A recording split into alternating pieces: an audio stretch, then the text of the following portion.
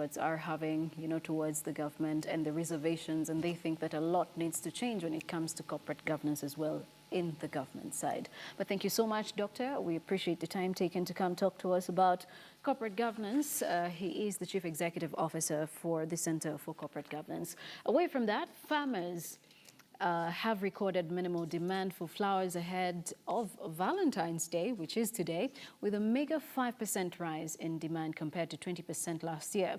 Latest statistics from the Kenya Flower Council attribute the slow demand to the move by Britain to withdraw from the EU or Brexit, which has weakened the sterling pound. A tour at the Van den Berg Flower Farm shows that farmers are now using more cash on water due to the ongoing drought, but as projected, the sector is gradually growing despite emerging challenges.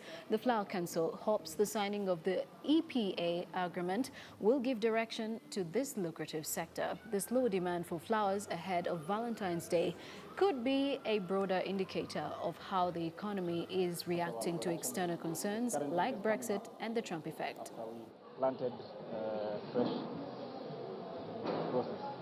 Our main challenge currently is with the economic partnership agreement.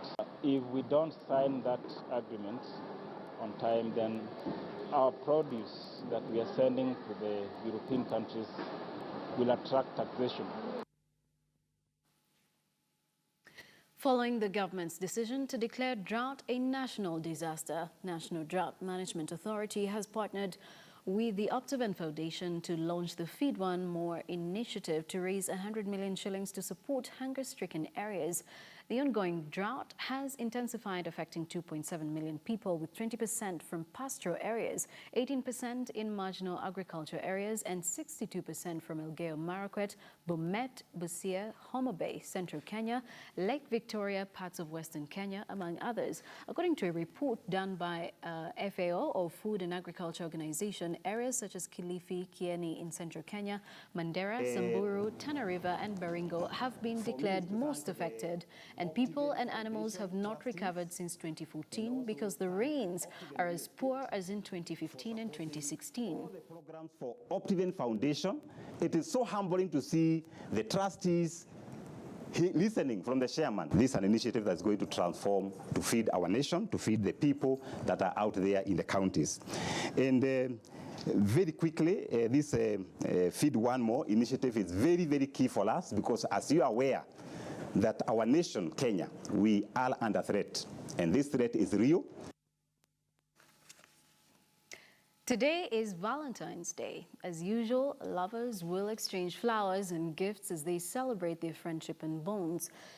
But just where do these flowers come from? In this week's edition of The Next Frontier, KTN's Phil Keitany explores this very question and, of course, whether or not a rose by any other name would just smell as sweet.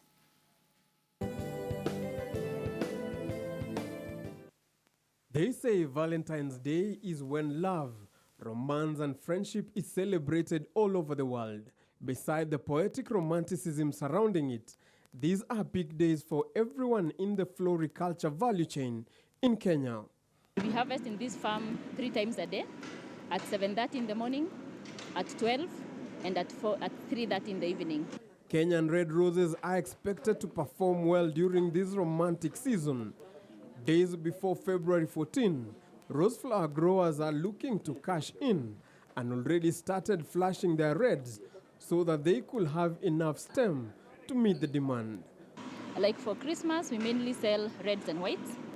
Valentine, like everybody knows, is red. Easter, we sell mainly the yellows. Mother's Day, we'll do mainly the pinks.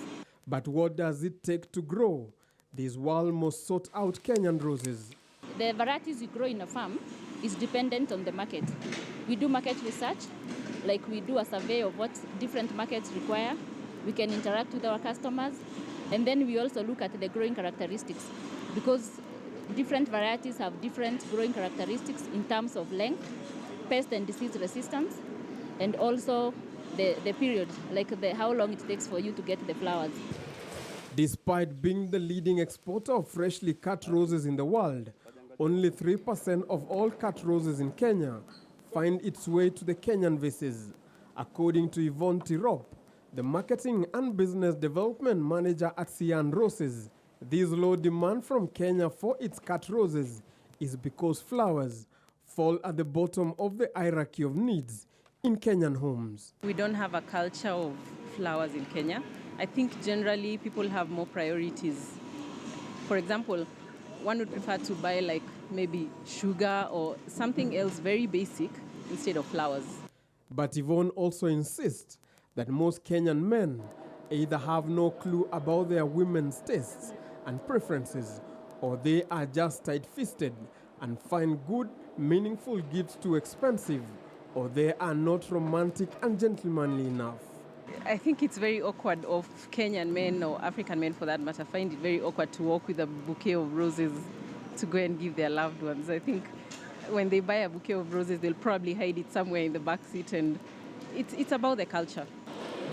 After harvesting and grading, the flowers are loaded on this truck and delivered to the airport, where more than 20,000 boxes of roses, 25 million individual stems, are packed by logistic firm Signal Aviation, ensuring that these roses do not lose their quality on the 4,000-mile journey to the flower markets in Holland.